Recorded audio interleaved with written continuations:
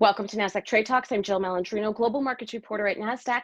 Joining me for an update on volatility trends and vol Q and vol Q futures following election 2020 is Tim McCourt, global head of equity index and alternative investment products at CME Group. Tim, it's great to see you. Welcome back to Trade Talks, and really what a difference a few weeks makes since we spoke last and how volatility trends are looking. Refresh for the audience what vol Q is and how traders can use it. Absolutely, Jill, and always a pleasure to be here, and thanks for having me back.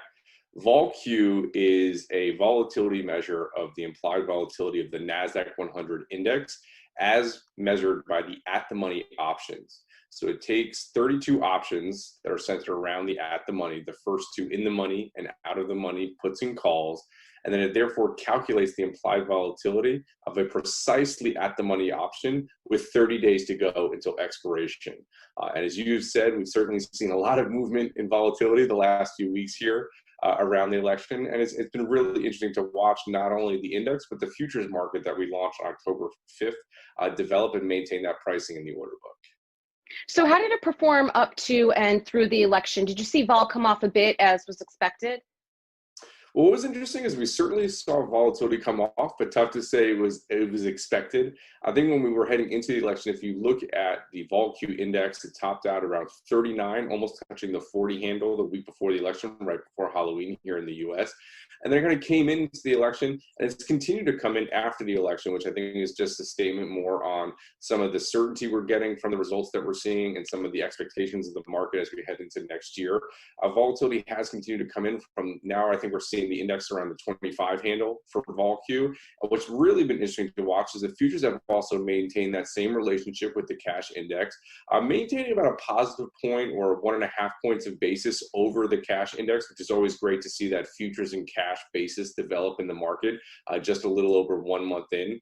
But it's really been interesting to watch, but certainly come in from just a few weeks ago where it was almost at 40 and now hovering around 25.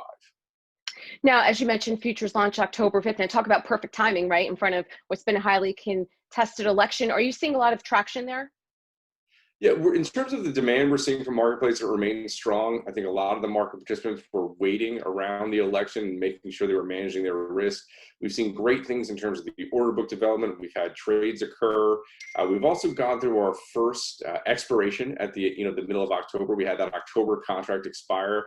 The calculation performed as expected. We had contracts carried into expiration from an open interest perspective, and we've seen the market continually grow in terms of size and continue to get tight in terms of the bid-ask width. So all great developments that we're seeing, and we continue to work with not only our market makers, but the participants and our partners over at Nasdaq in terms of general education of the index. Still early days for a new index and new futures products, so education is certainly the primary key and focus, and the backdrop of the election and the results we're seeing even today with some market movement is always a great backdrop to provide that educational need of how vol Q can help your trade. All right, Tim, appreciate the insight as always. Thanks for joining us on Trade Talks. Yeah, thanks for having me.